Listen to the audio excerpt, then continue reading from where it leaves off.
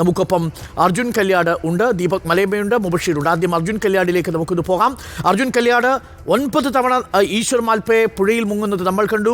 9ാമത്തെ തവണ പുഴയിൽ മുങ്ങി നിവരുമ്പോഴും നമ്മളുടെ വലിയ പ്രതീക്ഷ ലോറി കണ്ടെത്തിയെന്ന മെസ്സേജ് കൊടുക്കലായിരിക്കും. അദ്ദേഹം മിനിറ്റുകളോളം കരയിലെ രക്ഷാദൗത്യ സംഘങ്ങളുമായി ഫോണിൽ സംസാരിക്കുന്നത് നമ്മൾ കണ്ടു. പക്ഷേ ലോറി കണ്ടെത്താൻ സാധിച്ചിട്ടില്ല. ചെളിയും പാറക്കെട്ടുകളും മാത്രമാണ് ഈശ്വർ മാൽപ്പയ്ക്കും കണ്ടെത്താൻ സാധിച്ചിരിക്കുന്നത് എന്നാണ് മനസ്സിലാക്കുന്നത്. എന്താണ് ഇന്നത്തെ മൊത്തം തെരച്ചിലിലെ ഏറ്റവും ഒടുവിലത്തെ ചിത്രം? എന്താണ് കാർവാർ MLA പറഞ്ഞത്? ദൗത്യസംഘം നാളെയും തുടരും. ഈശ്വർ മാൽപ്പയും സംഘവും നാളെയും ഡൈവിങ്ങിനെത്തുമോ?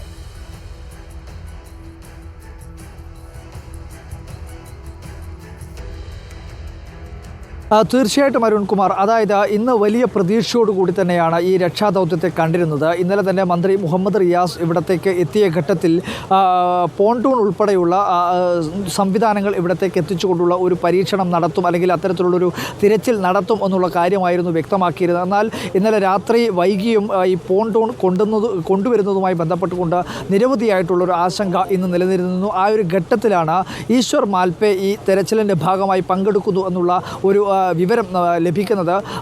അത് വലിയ തോതിൽ, അതായത് ഈശ്വർ മാൽപ്പെ ഈ നിരവധിയായിട്ടുള്ള ഇത്തരത്തിലുള്ള രക്ഷാപ്രവർത്തനങ്ങളിൽ പങ്കെടുത്തിട്ടുള്ള ആളാണ്, അനുഭവ പരിചയമുള്ളതാണ്. പക്ഷേ ഏറ്റവും പ്രധാനമായിട്ടുള്ളത് നേവിയും അതുപോലെ തന്നെ NDRFും എല്ലാം പിന്നെ വലിയ തോതിൽ ഈ അടിയൊഴുക്ക് ഭീഷണിയായി നിൽക്കുന്ന ഈ തിരച്ചിൽ എന്ന് പറയുമ്പോഴും ഈശ്വർ മാൽപ്പയെ പോലുള്ള ഒരു വ്യക്തിക്ക്, അതായത് ഇത്തരത്തിലുള്ള ഒരു സൈന്യത്തിൻ്റെയോ ഒരു സംഘത്തിൻ്റെയോ ഒന്നും തന്നെ ഭാഗമല്ലാത്ത ഈശ്വർ മാൽപ്പയ്ക്ക് അത് എത്രത്തോളം വിജയിപ്പിക്കാൻ കഴിയുമെന്നുള്ളൊരു ആശങ്ക ആ ഘട്ടത്തിലും ഉണ്ടായിരുന്നു. പക്ഷേ രാവിലെ തന്നെ ഈ 10 മണിയോടുകൂടി ഈശ്വർ മാൽപ്പയും സംഘവും ഇതിന് തൊട്ട് 3 കിലോമീറ്റർ, ദൗത്യം നടത്തേണ്ടുന്ന 3 കിലോമീറ്റർ അകലെ മാധ്യമങ്ങളെ കണ്ട് സംസാരിക്കുമ്പോൾ പ്രകടിപ്പിച്ചിരുന്ന ആത്മവിശ്വാസം, അതായത് എത്ര വലിയ ഒഴുക്കാണെങ്കിലും അതിനെയെല്ലാം അവഗണിച്ചുകൊണ്ട് ഇതിനകത്തൊരു വിജയമുണ്ടാക്കാൻ വേണ്ടി കഴിയും എന്നുള്ളൊരു പ്രതീക്ഷ അദ്ദേഹം പങ്കുവച്ചിരുന്നു.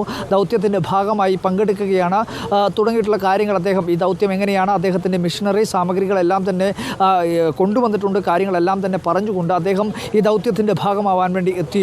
ആ ഘട്ടത്തിൽ കനത്ത മഴ പെയ്യുന്നൊരു സാഹചര്യമാണ് ഉണ്ടായിരുന്നത്. ആദ്യഘട്ടത്തിൽ പ്രാഥമികമായിട്ടുള്ളൊരു പരിശോധന പൂർത്തിയാക്കുന്ന ഘട്ടത്തിൽ ഈ 4 സ്പോട്ടുകളെ ആദ്യം തന്നെ ഐഡൻറ്റിഫൈ ചെയ്യുന്നൊരു സാഹചര്യം ഉണ്ടായിരുന്നു. 1, 2, 3, 4 എന്ന് പറഞ്ഞ 4 സ്പോട്ടുകളെ ആദ്യഘട്ടം മുതൽ തന്നെ മാർക്ക് ചെയ്യുന്ന ഒരു സ്ഥിതിയുണ്ടായി. ആ 4ാമത്തെ സ്പോട്ടിലാണ് കൂടുതൽ ശക്തമായിട്ടുള്ള സിഗ്നലുകൾ ഉള്ളത് എന്ന കാര്യം റഡാർ സിഗ്നലിലും സോളാർ സിഗ്നലും എല്ലാം തന്നെ ലഭിച്ച ഘട്ടത്തിൽ വ്യക്തമാവുകയും ചെയ്ത, അത് ഔദ്യോഗികമായി തന്നെ സ്ഥിരീകരിക്കുകയും ചെയ്താണ്. കഴിഞ്ഞ ദിവസം മേജർ ഇന്ദ്രപാലൻ ഉൾപ്പെടെയുള്ള ഉന്നതരായിട്ടുള്ള വൈദഗ്ധ്യം നിറഞ്ഞിട്ടുള്ള സംഘം ഇവിടെ എത്തി പരിശോധന നടത്തിയ ഘട്ടത്തിലും ആ 4ാമത്തെ കേന്ദ്രം, പുതുതായി കണ്ടെത്തിയിട്ടുള്ള 4ാമത്തെ കേന്ദ്രത്തിൽ ശക്തമായിട്ടുള്ള സിഗ്നലുകൾ ഉണ്ട് എന്നുള്ള കാര്യം വ്യക്തമാക്കിയിരുന്നു. അതുകൊണ്ട് തന്നെ ഈശ്വർ മാൽപ്പെ ഈ ദൗത്യത്തിൻ്റെ ഭാഗമായി പങ്കെടുക്കുന്ന ഘട്ടത്തിൽ ആ 4ാമത്തെ സിഗ്നൽ കേന്ദ്രീകരിച്ചായിരിക്കും പ്രധാനമായും പരിശോധന നടത്തുക, തിരച്ചിൽ നടത്തുക എന്നുള്ള കാര്യം വ്യക്തമാക്കിയിരുന്നു. എന്നാൽ അതിലെല്ലാം ഉപരിയായി പ്രാഥമികമായിട്ടുള്ള പരിശോധനയുടെ ഭാഗമായി ആദ്യഘട്ടത്തിൽ ഈ 4 ഇടങ്ങളിലും ചെന്ന് പരിശോധന നടത്തിയിരുന്നു. പക്ഷേ പ്രധാനമായും തിരച്ചിൽ നടത്തിയത് ഈ 4ാമത്തെ ഈ സ്ഥലം കേന്ദ്രീകരിച്ചു, അതായത് ഈ മൺതിട്ടയോട് ചേർന്നുള്ള ഭാഗം കേന്ദ്രീകരിച്ചുകൊണ്ട് തന്നെയായിരുന്നു പരിശോധന നടത്തിയത്. അപ്പോഴും വലിയ തോതിൽ ഭീഷണി, ദൗത്യം ഒരു പൂർണ്ണ അർത്ഥത്തിൽ ആദ്യഘട്ടത്തിലെ പ്രാഥമികമായിട്ടുള്ള പരിശോധനയ്ക്ക് ശേഷം പിന്നീട് പൂർണ്ണ അർത്ഥത്തിൽ പരിശോധനയ്ക്ക് വേണ്ടി NDRFിൻ്റെയും നേവിയുടെയും സംഘത്തിനോടൊപ്പം തന്നെ ഈ ദൗത്യത്തിനായി ഇറങ്ങുന്ന ഘട്ടത്തിൽ വീണ്ടും മഴ പെയ്യുന്നൊരു സാഹചര്യമുണ്ടായിരുന്നു. ആ ഘട്ടത്തിൽ നമ്മളെല്ലാം പ്രതീക്ഷിച്ചിരുന്നത് കനത്ത മഴ പെയ്തു, കാലാവസ്ഥ വളരെ പ്രതികൂലമായി ബാധിക്കുന്നു എന്ന രീതിയിലുള്ളൊരു രീതിയിൽ, കാരണം ഉച്ചയോടുകൂടി കനത്ത മഴ പെയ്യുന്നതാണ്. വിശദാംശങ്ങളിലേക്ക് വരാം. അതിനു മുമ്പ് പ്രേക്ഷകർ അറിയാൻ ആഗ്രഹിക്കുന്നത് നമ്മുടെ ഈശ്വർ മാൽപ്പെ ബ്രീഫിംഗ് ചെയ്യുമോ എന്നാണ്. ഈശ്വർ മാൽപ്പെ കരയ്ക്കിറങ്ങിയോ? അദ്ദേഹം നമ്മളോട് സംസാരിക്കുമോ? മാധ്യമങ്ങളോട് ഇന്ന് ബ്രീഫ് ചെയ്യുന്നുണ്ടോ?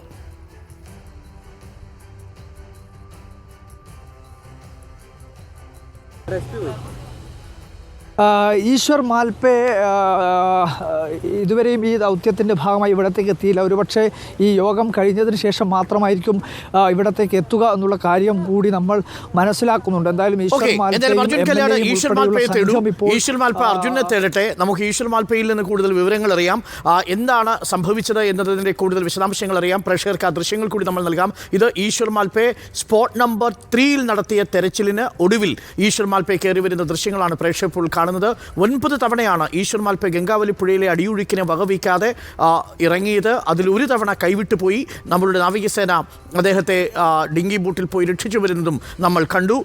ഒട്ടേറെ കാഴ്ചകൾ ഇന്നത്തെ വാർത്താ ദിനത്തിൽ പ്രേക്ഷകരിലേക്ക് എത്തി. വലിയ പ്രതീക്ഷ നൽകുന്ന കാഴ്ചകളായിരുന്നു. പക്ഷേ എല്ലാ പ്രതീക്ഷകളും ഇന്നത്തെ സൂര്യൻ അസ്തമിച്ചതുപോലെ അസ്തമിച്ചു നിൽക്കുന്നു. നാളെ 13ാമത്തെ ദിവസം വീണ്ടും ഗംഗാവലി പുഴയിൽ തിരച്ചിൽ. പതിവ് തിരച്ചിലിൻ്റെ ഒരു സ്വഭാവത്തിലായിരിക്കും.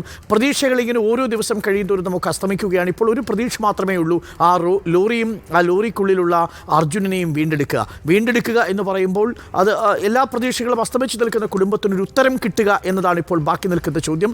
ബാക്കി എല്ലാ പ്രതീക്ഷകളും അസ്തമിച്ചു എന്നത് പ്രേക്ഷകർക്കും അറിയാം. ഇന്നും നിരാശയാണ്. ലോറി കണ്ടെത്താൻ സാധിച്ചിട്ടില്ല. ട്രക്കിൻ്റെ സ്ഥലം, പൊസിഷൻ പോലും കൃത്യമായി നമുക്ക് പറയാൻ കഴിയാത്ത വിധമാണ് കാര്യങ്ങൾ.